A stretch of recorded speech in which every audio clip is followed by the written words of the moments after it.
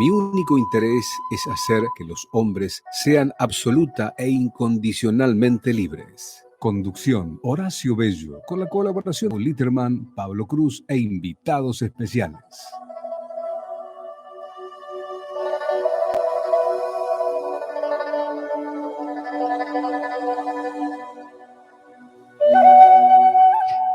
Buenas noches, amigos, amigas. Un nuevo programa de A la Luz de Krishnamurti en nuestro nuevo ciclo 2023. ¿Qué tal, Pablo? ¿Cómo andás? ¿Qué tal, Horacio? ¿Cómo estás? Muy bien. Y estamos con nuestro amigo Francisco Ortega. Buenas noches. Muy bien, muy bien, muy bien. Bueno, habitual concurrente al programa ya. Como diría Gustavo, es una especie de, digamos, de protagonista central de las redes sociales. Así que vamos a tratar de aprovechar este plus que él nos da para que durante esta hora podamos lucirnos. Y bueno, justamente Francisco nos planteaba su interés en desarrollar un tema que lo había motivado, que ahora él seguramente lo va a anunciar con más precisión, y a mí se me había ocurrido, y lo compartía con Pablo también, vincularlo al pensamiento desde la óptica de Krishnamurti. Y veremos en el desarrollo, espero, el desarrollo del programa, la relación que tiene una cosa con la otra. La diferencia particular, llamativa y a veces misteriosa entre lo que teorizamos en la vida y lo que llevamos adelante en nuestra práctica. La relación, que a veces distante, entre lo que conceptualizamos y aquello que actuamos. Y lo que parecería obvio, porque es repetido, no debería ser tan lógico y por lo tanto merecería, creo, un análisis de por qué ocurre esa diferencia tan marcada. Claro, exactamente lo que vamos era el camino entre la teoría y la práctica, ¿no? ¿Qué es lo que sucede? ¿Qué es lo que sucede en ese camino? Es decir, teorizamos constantemente sobre todo. Una relación de amistad, una relación de pareja, de cómo es la vida, pero cómo lo llevamos a la práctica. Es decir, creo que todos tenemos las herramientas necesarias y sabemos qué es lo que tenemos que hacer en teoría, pero vaya a saber por qué causas, hay un montón de causas, ¿no? En el camino nos vamos quedando y por ahí no podemos llevarlo a la práctica. Diariamente, constantemente tenemos en las redes ahora con este nuevo sistema de comunicación donde tenemos al alcance de la mano todo, cantidad de maestros, coach, filósofos que te dicen cómo llevar la vida adelante, qué es el amor, qué es lo que tenés que hacer en tu trabajo. El cómo, se habla mucho del cómo. Mucha receta, ¿no? Claro, muchísima receta. 5 pasos para. Claro. Pero falta lo del medio, ¿no? Es decir, ¿cómo hacemos esa receta? O sea, si lo llevamos a una receta, qué sé yo, cómo mezclamos la harina con el huevo, qué sé yo, cuánta levadura ponemos, cuánta agua, cuánta leche. Es decir, eso no pasa. Pasa por cada uno, es decir, cómo ejecutarlo.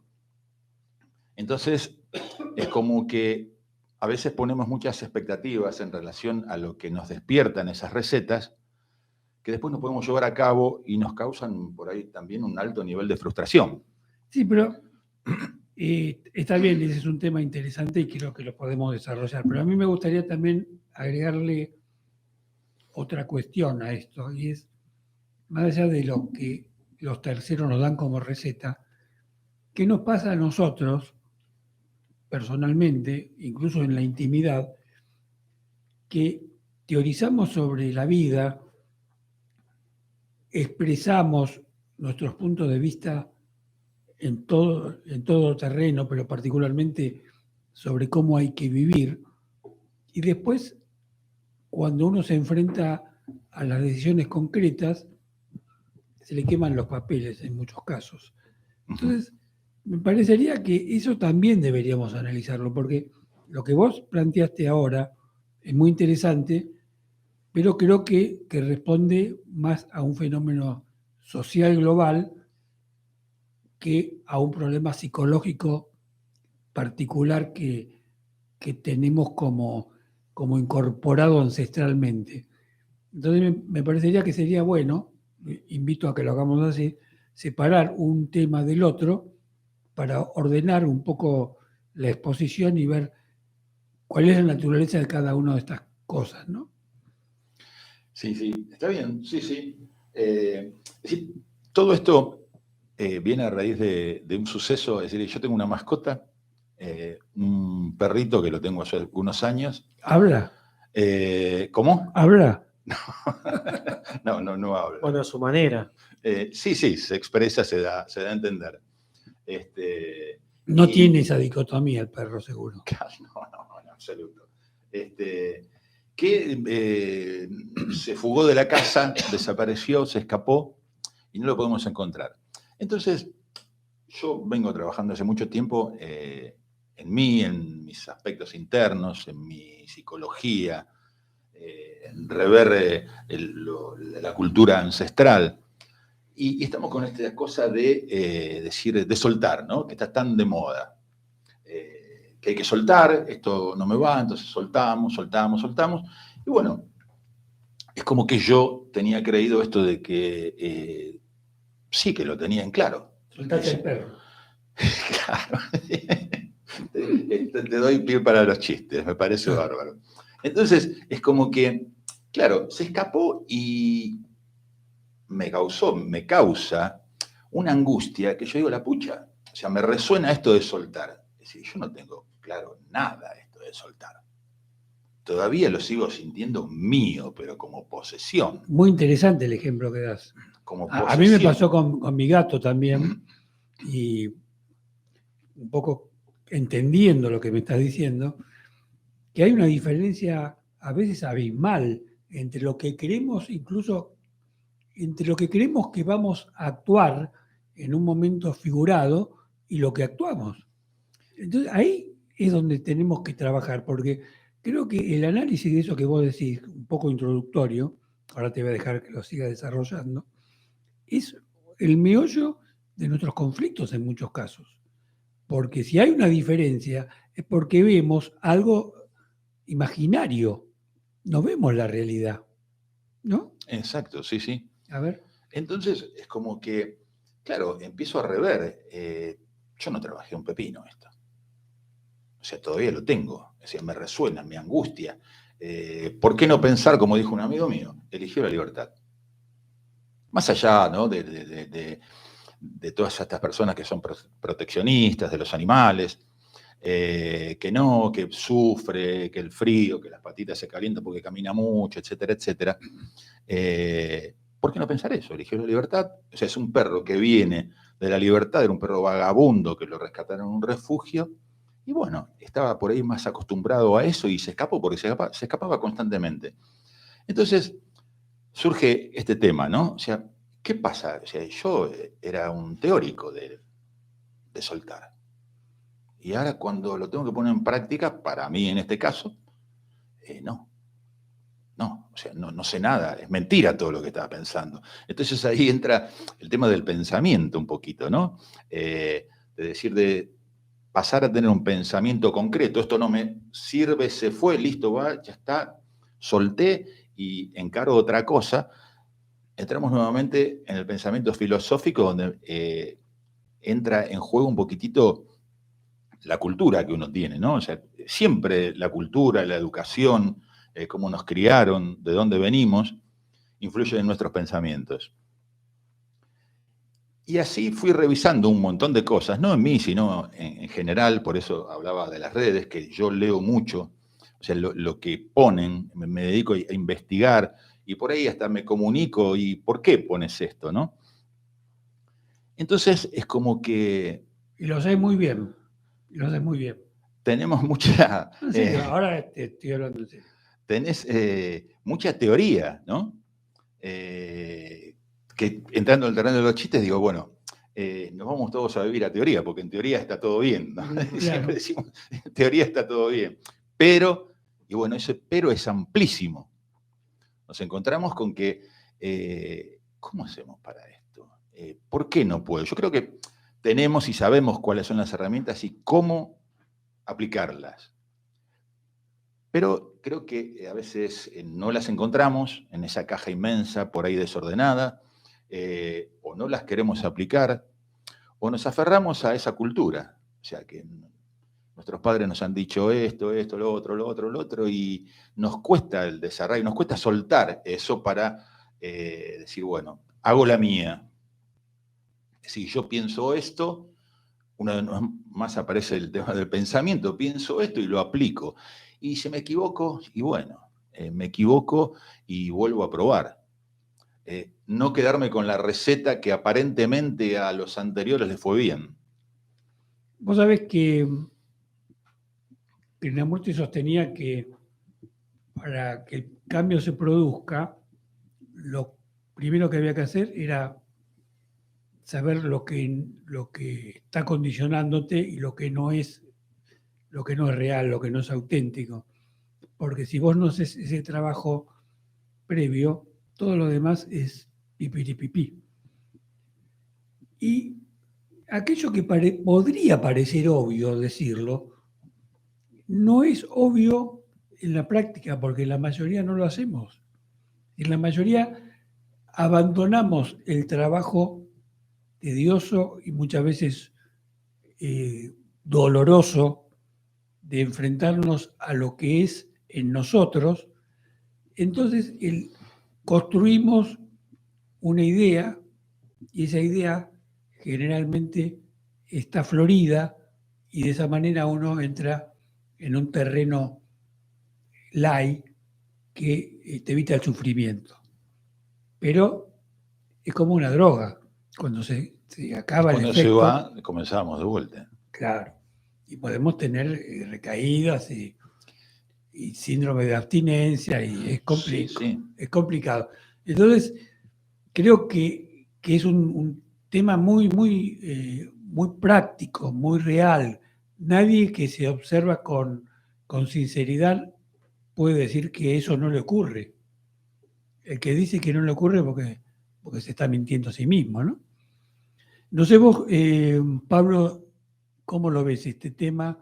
Y es interesante también porque vos sos de otra generación y cuando Francisco habla de lo que trajimos de nuestros padres, lo que es ancestral, él se está refiriendo a algo que viene de arrastre de una cultura particular que no necesariamente es la que vos mamaste. Entonces, quizás sería bueno saber si, aunque vos tengas un antecedente cultural distinto por una cuestión cronológica, el conflicto o los conflictos son los mismos o no. Daría la sensación de que son más o menos los mismos, porque estructuralmente lo que vos contás, Francisco, es muy similar a lo que a mí me pasaría o me ha pasado con determinadas pérdidas, ¿no? Lo que yo sí puedo agregar, que es algo que veníamos hablando en los últimos programas, es el diálogo que tenemos con nosotros mismos, que es un diálogo que es un arma, es un arma sensible, ¿no? Es una herramienta que se puede convertir en un problema, porque cuando nosotros tenemos un diálogo con nosotros mismos, si nosotros no estamos atentos, que es en la mayoría de los casos, se van empezando como a sedimentar definiciones o afirmaciones, se van generando estructuras, imágenes, ideas, que si uno no tiene la atención en el instante de cuando ese diálogo está ocurriendo, eso se cristaliza y se convierte en la nueva realidad. Y es una realidad con la que nosotros, es un sesgo con el que nosotros vivimos, el sesgo, una lente con la que nosotros nos dirigimos en el día a día para enfrentar la vida, que va bien, que funciona, hasta que la realidad es Te incompatible, desborda. o hasta que la realidad es incompatible con el relato que uno tiene. Por ejemplo, en este caso, que físicamente el perro no está en tu casa y que vos tenés una imagen construida de tu perro. Yo tengo el mío, cuando mi perro estuvo enfermo, yo sufrí mucha angustia porque pensé que se moría. Es lo mismo. Pero la pregunta sería, ¿por qué nos pasa?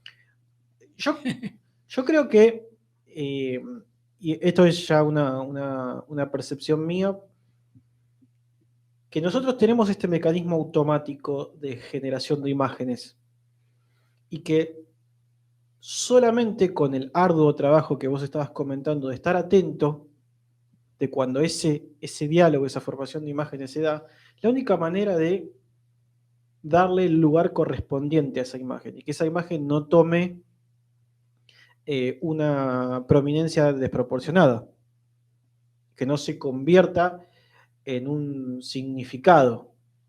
¿No? Con esto que quiero decir es que cada vez que nosotros queremos explicar o definir algo, si bien en la teoría lo estamos haciendo parcialmente, y si nos sentamos a tomar el té y a filosofar, podemos decir sí, no, cualquier explicación que nosotros demos es parcial, no la vivimos como parcial, la vivimos como absoluta. Claro. ¿Por qué? Claro. Porque la vorágine del mecanismo, que es inherente a nosotros, funciona así. Hemos hablado en un montón de casos que esto tiene una utilidad, que esto te sirve para ir de un lado a otro, para llegar a un horario, para organizar determinadas cosas material, para aprender a caminar, para aprender a manejar, etcétera, etcétera. El tema es cuando lo sacamos de ese ámbito particular. Vos sabés que a los dos les digo, estaba viendo una película anoche en Netflix que me hizo vincular el contenido al tema de hoy, porque trataba de una familia que se componía de un intelectual, un escritor. La esposa también era escritora, pero teóricamente no era tan famosa ni prestigiosa como él. Tenían 2 hijos. Y el tipo se la pasaba teorizando a partir de lo que escribía, porque él escribía sobre la vida, bla, bla.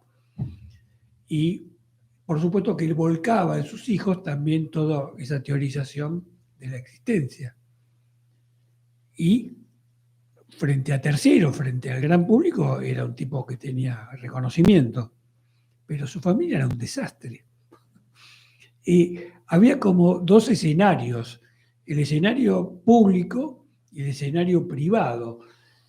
Y había un desfasaje brutal entre lo que él decía, que en teoría aparentemente estaba bien, es decir, era impecable lo que él decía.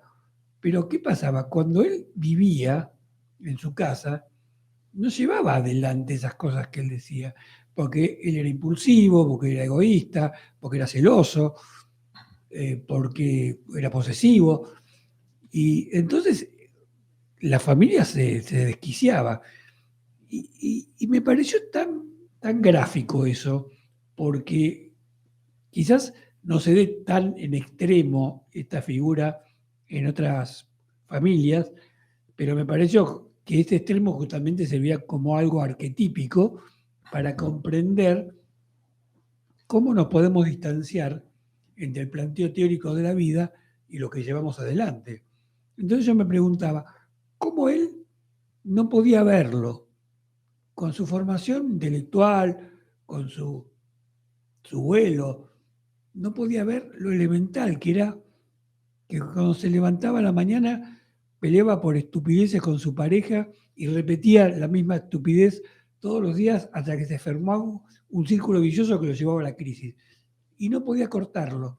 Entonces, yo digo, ¿cuál es el misterio de nuestra psiquis que nos hace ciegos ante el conflicto repetido, a ese día de la marmota reiterado que no podemos cortar justamente, ¿no? Sí, yo creo que también en la teoría hay mucho de utopía, ¿no? O sea, que cuando nosotros explicamos algo de la vida, cómo tiene que llevarse en la relación de la pareja, como padre, como abuelo, hay mucho de ensoñación, ¿no? Hay mucho de utopía, como decía antes. Y bueno, la utopía es como que está ya lejos y tenemos que caminar un montón y hacer la experiencia para llegar, entre comillas, a alcanzarla, ¿no? Entonces, cuando nos enfrentamos con la práctica, hay cosas que parecen ser irrealizables, más allá de que no encontremos esas herramientas que nosotros sabemos qué es lo que tenemos que hacer para esto. Si yo no sé, estoy mal con alguien y yo sé lo que tengo que hacer, por ahí sentarme a hablar con esa persona, plantear cómo son las cosas, y bueno, si tiene que terminar esa relación, se termina y punto, en teoría, ¿no? Pero por ahí no querés que se termine. Claro, por ahí lo alimentás permanentemente. Pero no estoy hablando, ¿no? Una relación de pareja, cualquiera, sino con una amistad, es decir, con una relación de trabajo. Es decir, mira, esto es así, tiene que ser así, y por ahí yo no quiero. O por ahí se me pinta ese tema de decir, y bueno, por ahí si le digo algo, pobre, un empleado, ¿no? Pobre pibe, lo frustro, pero yo la estoy pasando mal. Entonces me estoy revolcando en mi propio barro y no salgo. Y yo sé cuál es la herramienta. Y decir, mira, flaco, esto es así, así, así, así, y punto. Es mi punto de vista. Lo podemos debatir, él me plantea los suyos, pero no lo hacemos. Y no lo hacemos con muchas cosas, ¿no? Qué sé yo, me levanto y encuentro la cocina desordenada, y bueno, a la noche lavate el platito, y a la mañana no vas a tener el plato, y bueno, estoy cansado, dejé el plato metido ahí adentro. Y en la teoría, ¿no? Nos dicen que tenemos que tener la casa ordenada, el papel ordenado, todo, ¿verdad? Porque ese es el reflejo de nuestra personalidad, y que si somos así, entonces nuestra mente también está desordenada. No sé si será tan cierto todo esto, pero bueno, nos meten todas esas cosas. Y yo por ahí veo el cajón donde tengo la media, digo, no encuentro la media, no encuentro el famoso compañero de la media, y digo, y no, yo soy un caos, mi vida es un caos. Bueno, esto tiene que ver con lo que vos planteaste de entrada, que era, digamos, la otra cuestión de la dicotomía, que es lo que uno va recibiendo como molde o como modelo, ¿no?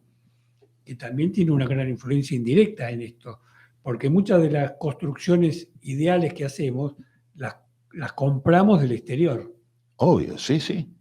Sí, sí, por eso yo a veces digo, en mi Instagram, yo había escrito algo, ¿no? De que tenemos que hacer nuestro propio camino y dejar un poquito los libritos, los cartelitos de lado, ¿no? Está bien, o sea, porque la filosofía nos ha llevado a un montón de... O sea, tiene una influencia enorme y muchas veces buena en nuestros pensamientos, pero ¿por qué no probamos, ¿no? Una de las causas, como vos decías, ustedes decían, que de repente abrir esa puertita a lo desconocido, ¿y qué va a pasar? Entonces me quedo con la zona de confort, porque a mí me dijeron que esto es bueno y me quedo con esto, pero en el fondo me está haciendo mal, ¿no? Claro. Entonces, en ese camino de la teoría a la práctica, que yo tenía la utopía de escribir un libro, que hablaba con mi amiga, le decía, lo voy a escribir a esto, porque pasan un montón de cosas en el medio.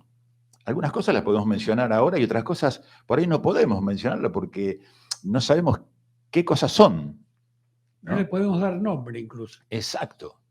Claro. Entonces, me parecía interesante esto de por ahí pensar un poco más en ese camino. Pero también uno tiene que tener una mirada de sí mismo, no estar distraídos. Y ser un poco valiente.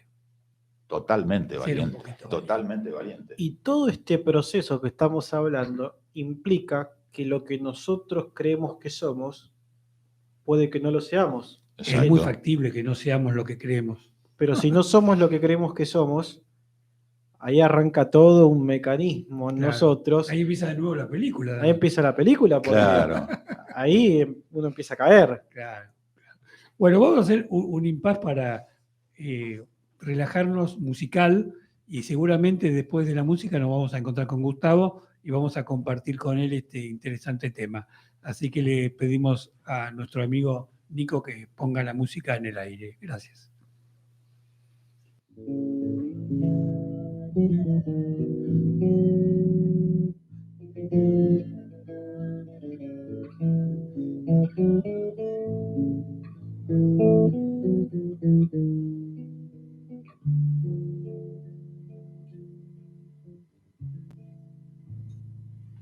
Era más blanda que el agua blanda. Era más fresca que el río, naranjo en flor, y en esa calle de estío, calle perdida, dejó un pedazo de vida y se marchó. Primero hay que saber sufrir, después amar, después partir y al fin andar sin pensamiento. Perfume de naranjo en flor, promesas vanas de un amor que se escaparon con el viento. Después, ¿qué importa del después? Toda mi vida es el ayer que me detiene en el pasado. Eterna y vieja juventud que me ha dejado acobardado como un pájaro sin luz.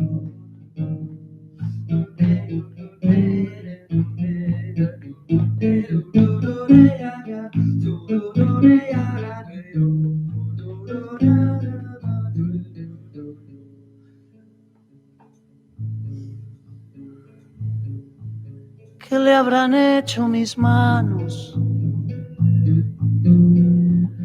¿Qué le habrán hecho para dejarme en el pecho tanto dolor,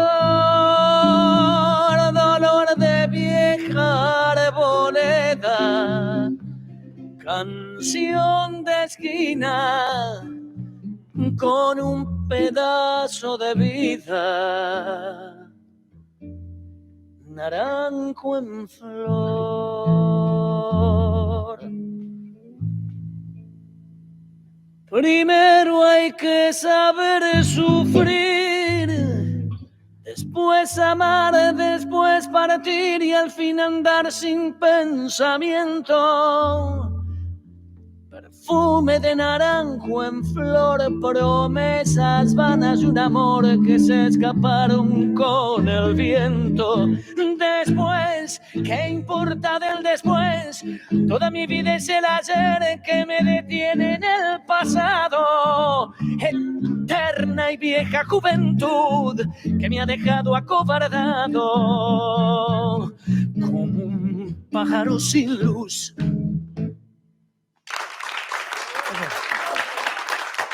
Bueno, muchas gracias. ¿Está Gustavo en la línea? ¿Qué tal? ¿Cómo estás, Horacio? ¿Cómo está Pablito? Y el hombre de los 3 dígitos.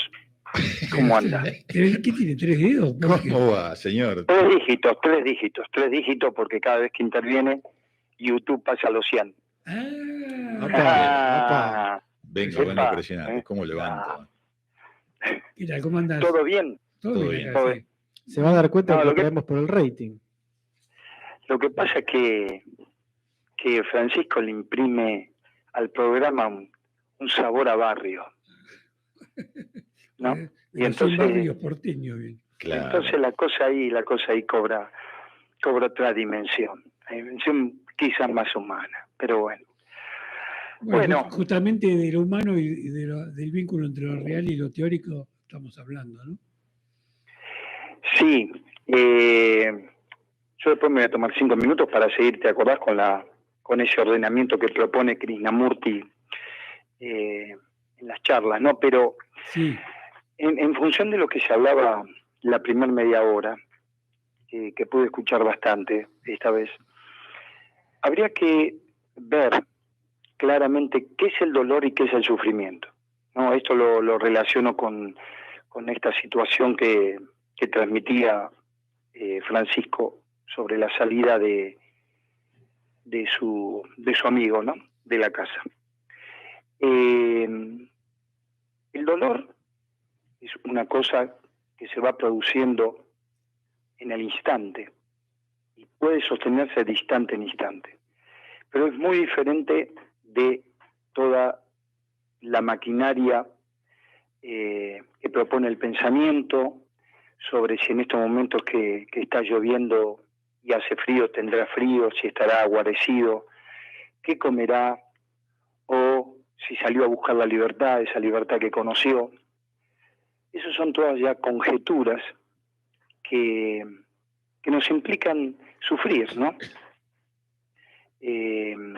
O de repente cuando fallece un ser querido, una cosa es notar en el dolor la ausencia, pero otra cosa diferente es empezar ahí, bueno, le di todo lo que podía dar, estuve el tiempo con él que podía tener, le di calidad, ¿no? Entonces empieza todo una mezcolanza de situaciones producidas, ¿no? por todo lo psíquico, que bueno, que complica, ¿no? Quiere decir que el panorama. Vos sostenés, y de algún modo también yo lo comparto, que el enemigo del encuentro entre la realidad y nuestra teoría es el dolor y el miedo, el dolor y el sufrimiento. Claro. Vos sabés que en la línea que uno intenta moverse, más allá de que cada uno... Es como esta canción que interpretó Baglietto, ¿no? Sí. Como el pensamiento lo primero que hace es compararla con la versión de Goyeneche. Sí. Y en realidad no hay que comparar nada. Te gusta Goyeneche, te gusta Baglietto, te gustan los dos, no te gusta ninguno. Sencillamente dejar que ese sonido, en este caso, penetre la información del ejemplo que puso Francisco, escucharlo, ver esa información, cómo se va desplazando dentro del espacio interior, que es lo mismo que el espacio exterior, ¿no? Y ver dónde hace tope. Y ahí vamos a encontrar una estructura cultural, un condicionamiento. Y si no, esa información, por ejemplo, de Francisco, avanzará como avanza la luz del sol en el espacio, ¿no? Pudiendo iluminar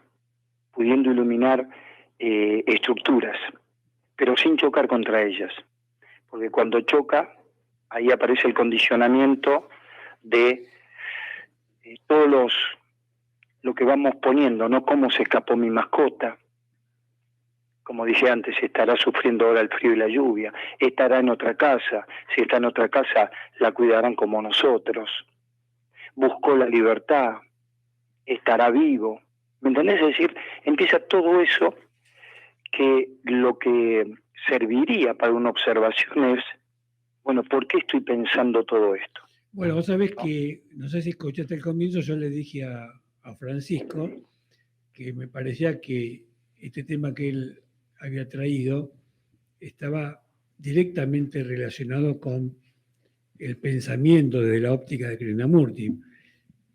A mí se me había ocurrido hablar del pensamiento antes que él me transmitiera este interés y le dije de entrada, me parece que está una cosa absolutamente unida a la otra, porque las diferencias que hay, y un poco atándolo también a lo que vos estás diciendo, entre la ideación y la realidad, entre lo que pregonamos y lo que hacemos, está directamente relacionado con el pensamiento, con las construcciones del pensamiento, pero particularmente las construcciones del pensamiento son producto de nuestro tender a evitar el dolor y el sufrimiento.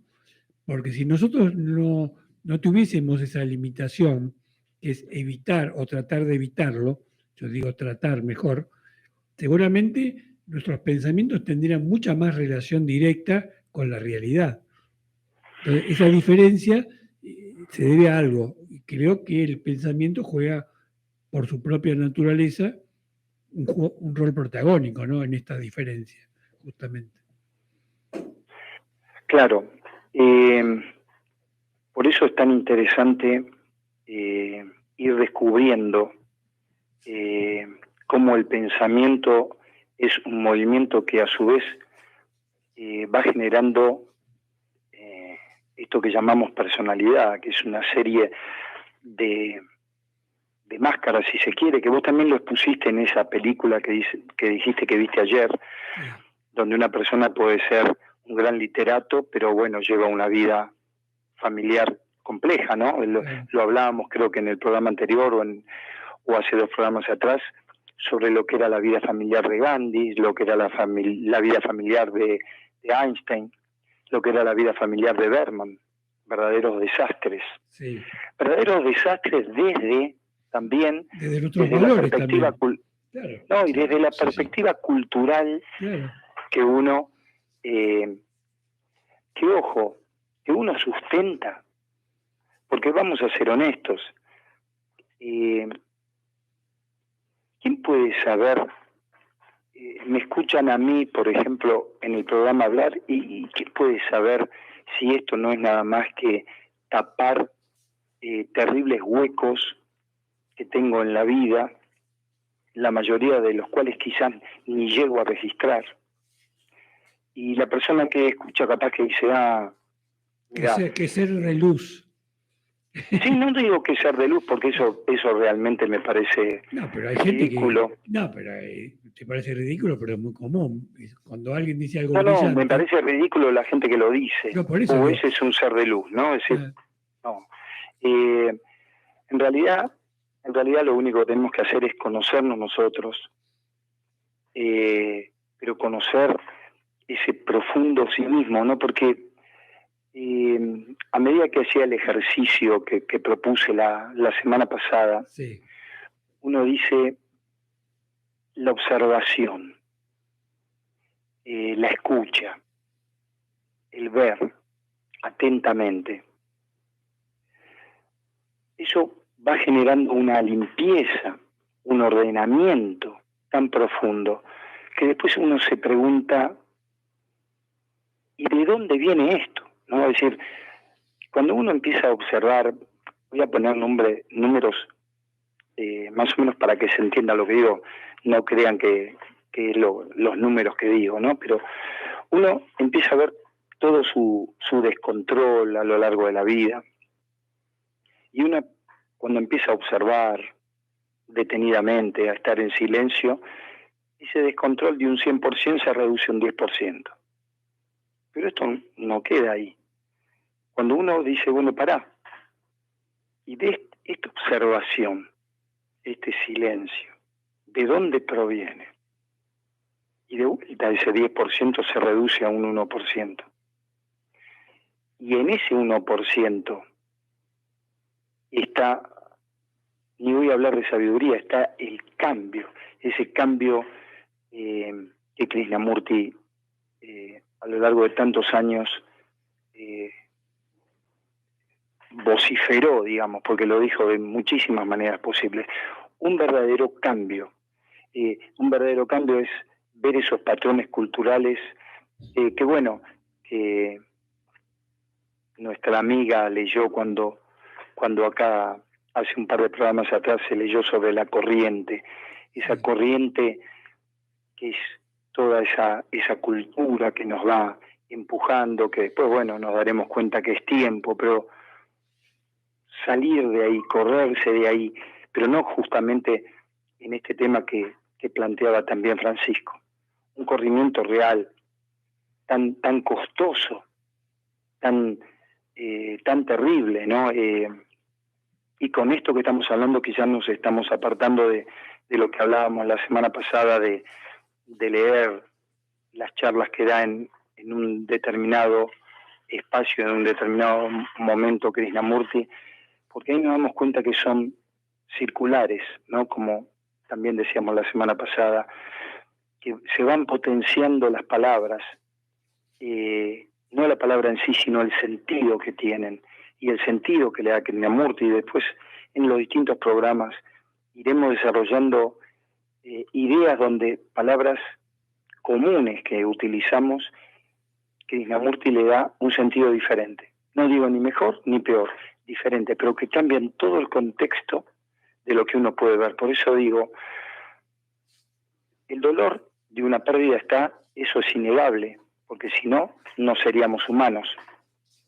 Pero cuidado con el sufrimiento, cuidado con quedarse enganchado en eso que tira para abajo, y también, para ponerlo en contexto de lo que hablamos, en una verdadera observación, cuidado también con lo que tira mucho para arriba, porque acá no hay que ir ni para arriba ni para abajo, hay que sencillamente observar.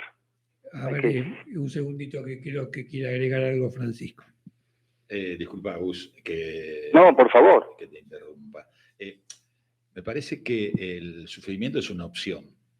¿Sí? El dolor existe, es natural, bueno, naturalizado, como digo. Todo esto que yo me refería a la mascota que habitaba mi casa, mi compañero, digamos, eran todos pensamientos, es decir, publiqué en las redes donde la gente humaniza al animalito, ¿no? Entonces pasa por esto, empieza a sufrir, son todos, yo decía que leía las redes, y una de las cosas que leía es esto, ¿no? O sea, que decir, sí, sufre, está caminando mucho, debe tener frío, hambre, se debe sentir solo, y yo no lo creo mucho eso, ¿no? Pero sí me produce una especie de dolor el hecho de no tenerlo más y de yo pensar también de que el dolor que me produce es consecuencia de no haber trabajado demasiado eso que yo quería tener elaborado, que es esto de soltar, ¿no? Y de pensar, bueno, sí, qué sé yo. Si lo humanizamos, vamos por lo bueno. Eligió la libertad, viene de la calle, no se va a sentir mal el perro porque está en la calle, porque viene de una vida de la calle donde se... supuestamente pasaba frío, hambre, etcétera, etcétera, ¿no? Pero me parece que el sufrimiento es una opción, cosa que yo hasta ahora digo que la tengo despojada, esa opción, ¿no? Vamos a ver si en algún momento hay algo que me haga sufrir y que realmente lo sienta y me dé cuenta, como en este caso, que no lo tengo elaborado, ¿no? Era callejero por derecho propio. Claro. Y su filosofía era la libertad, ¿no? El dolor es del instante, y contra eso, desde la parte humana no vamos a poder, porque la parte humana es del tiempo. Entonces, el dolor es un compañero que llevamos como llevamos la sombra de compañera, ¿no? La sombra física hablo, ¿no? Además el dolor es real. En cambio, el sufrimiento es otra cosa. Es algo que se elabora, el sufrimiento, a través de pensamientos, ¿no? O sea, es lo que dijo Francisco perfectamente, es una opción. Optamos por eso, es decir, el poder electivo de la mente. Ahora, yo agregaría que es una opción medio engañosa. ¿Por qué digo esto? Porque es una opción que surge a partir de un automatismo que tenés incorporado. Entonces, se supone que vos en algún momento, vayas a saber cuál, optaste por sufrir. Pero cuando vos compraste ese boleto, era un boleto de ida, porque ya no volviste a replantear cada momento de dolor hasta el punto de quedarte solo con el dolor y abandonar el sufrimiento, sino que compraste el sufrimiento, como quien compra más de un boleto para varios recitales. Claro, es que Horacio nos da un escape. Bueno, nos da un escape. Ese es el tema. Yo siento el dolor, se fue mi compañero, siento el dolor, pero en lugar de asumir ese quantum energético, es mejor el pensamiento de el panorama que quieras. No quiero decir uno ni quiero decir lo otro. ¿Me entendés? Entonces, estará pasando frío, es una polaridad. Estará feliz porque es libre, es otra polaridad. Bueno, es la opción. Estoy optando por un movimiento psíquico. El dolor es otra cosa, ¿no? Por eso también nos sitúa en otro lugar. En cambio, la opción del sufrimiento es un movimiento, es la corriente justamente, la corriente que empuja. El dolor es aquello que nos permitiría salir de la corriente. Es decir, no el dolor en sí, ¿no? Sino quedarnos en esa energía que no está dividida, porque si no, se produce un estado de desatención. Cuando yo empiezo a pensar, y bueno, era callejero por derecho propio, entonces me acuerdo de la canción de Cortés y digo, no, entonces es un fenómeno, mi compañero, buscó la libertad, una libertad que yo no me atrevo a buscar. Y ahí empieza toda la rosca del pensamiento. Pero yo dividí la atención, porque la saqué del dolor. Claro. En cambio, cuando estoy anclado ahí, siento toda esa potencia, y es una potencia que se siente sin pensamiento. Es que, Gus, me parece que el pensamiento por ahí excesivo en cuanto a todas estas cosas que elaboramos, ¿no? Que el perro sufre por esto, tiene este problema, que tiene frío, es incomprobable. Sí, el animal Claro. tiene frío, tiene hambre, sí. Pero nosotros estamos pensando y estamos elaborando algo que es incomprobable, que nos lleva a sufrir. Y la mayoría de las veces sufrimos por cosas que no sabemos si van a pasar. Me Claro. parece que eso es cotidiano, ¿no? Y el miedo. Mañana el va a ser miedo. un día terrible, bla, bla, bla, bla, bla, bla, bla, bla, bla, y caemos en un pozo de sufrimiento y decimos, y mañana amaneció un día con sol, no fue bien en el trabajo, no sé, cambié el auto, qué sé yo, me fue un día fantástico, y me digo, uy, qué mal que la pasé la noche, ¿no? Sufrí Claro. toda la noche. Claro. Y sufrimos por cosas que no sabemos si van a suceder.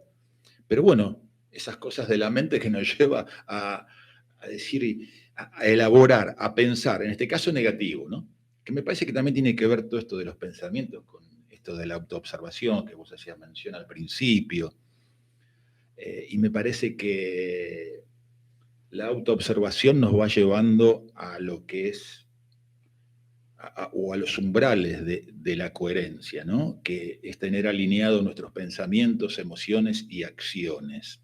Claro. Que las acciones son aquello que, es decir, bueno, yo estoy seguro con mis emociones y mi pensamiento de que voy a hacer esto y está bien. Me podré equivocar a juicio de terceros, pero bueno, yo estoy convencido de mi coherencia, ¿no? Es que vos sabés que ahí está esa salida de los patrones culturales. Y si analizás históricamente todos los grandes descubrimientos de la humanidad, se han debido a personas que se han corrido del patrón general, que le han dicho esto no es posible, y ellos lo hicieron posible, desde una convicción, que también es una energía muy particular, desde una seguridad, que es una energía muy particular, y desde ese sentido de ser libre, ¿no? De ese sentido de ser libre. Capaz que es muy interesante el ejemplo que diste, perdón, ¿no? Que te interrumpa, porque me gustaría quedarme un minutito en eso, en estos últimos minutos hacer una acotación, porque aquel que se sintió y vivió con autenticidad la libertad, tuvo la energía de producir el cambio, no solo en él, sino en los demás. Es como que hay una magia en la libertad que muy pocos descubren, ¿no? Eso quería puntualizar. Y sí, porque es una energía, libertad es correrse de la corriente, Claro. de esa corriente que se leyó hace, no sé si 2 o 3 programas atrás. Esa es la libertad. La libertad no es hacer lo que quiero. Claro. La libertad es desprenderse de todos esos patrones condicionantes. Y sí, Y porque a si su yo vez- lo que quiero es el sufrimiento, que es lo que nos pasa a la mayoría, es un problemita, ¿no? Así que, Sí, claro. sí. El tema del cambio, ¿no? Del cambio llamarle de paradigma, como se habla ahora, o de salir de la matriz, bueno, es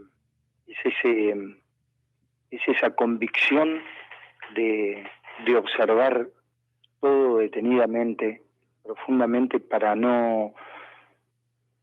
darnos cuenta en un principio de cómo caemos permanentemente en lo mismo. Aunque lo maquillemos y todo, caemos siempre en lo mismo.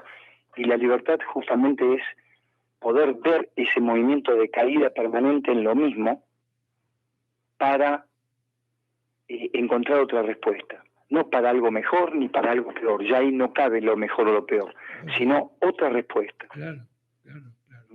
Y además, para que haya libertad auténtica, uno tiene que abandonar la necesidad de caerle bien a los demás, de generar una imagen positiva por tu propia inseguridad, de generar a partir de la libertad la convicción de que ese es el camino, más allá de lo que los demás opinen, porque cuando vivís la libertad, la convicción tiene tal profundidad, tal raíz, tal profundidad esa raíz tiene, que ya no importa si los demás opinan lo que opinan, porque estás convencido que ese es el rumbo correcto, ¿no? Y para que eso ocurra, tiene que haber realmente una revolución interior fundamental, ¿no? Claro, el tema que muchas veces el entorno, ¿no? Lo más cercano de los seres queridos, de los hábitos queridos que nos han acompañado toda la vida, produce una reactividad muy fuerte. Claro que sí, por supuesto. Y entonces, ante dar ese salto, uno dice, más vale malo conocido que bueno por conocer. Claro, pero yo diría que la frase tiene su parte engañosa, porque cuando llegas a la libertad, ya no hay bueno por conocer, ya lo conociste. Claro, pero el tema, ¿sabes qué? Que un segundo antes, probablemente uno diga, cortar con todos estos lazos y moverme en soledad, porque no es la soledad de quedarse solo, es la energía de individual, porque uno, como dijimos en el otro programa, deja de ser una persona y se transforma en un individuo. Y ahí, viste, el entorno presiona para que ese cambio no se produzca. Es verdad, es muy complicado y es difícil, ¿no? Totalmente. Ese salto a la libertad es complicadísimo, hay que animarse, hay que ser muy valiente, y hay que saber diferenciar esto de que si salto por rebeldía para demostrarle a alguien, ¿no? Claro, bueno, ahí ya estamos en la corriente. Ahí ya estamos en la corriente. Eso también, lo que pasa es que es un filo, una línea muy, muy finita, muy delgada, ¿no? Claro. De ver, por eso, todo esto pasa a través del autoconocimiento, de ver si lo hago por convicción propia o si lo hago para demostrarle a fulanito de que yo puedo. Sí, te diría, Francisco, no somos que tan libres. Te diría que casi es un salto natural, en lugar de algo cuántico, dicen en el campo de la espiritualidad, ¿no? Cuando uno se manda de una. Lo natural. Bueno, gente, ya estamos en la hora. Les dejo un abrazo a todos, una buena semana. Bueno, muchas gracias, Gustavo. Creo que fue interesante el programa. No sé si habrá quedado algún tema pendiente. Muchísimo. Lo podremos como siempre, continuar en cualquier otro momento. Así que saludamos a nuestros oyentes y a los que nos ven también. Les recordamos que estamos en nuestro canal de YouTube, A la Luz de Krishnamurti, porque nosotros también estamos en las redes. Sí, no solo nuestra figura estrella invitada. Así que nos reencontramos el próximo martes. Hasta luego. Buenas noches. A la luz de Krishnamurti, mi único interés es hacer que los hombres sean absoluta e incondicionalmente libres.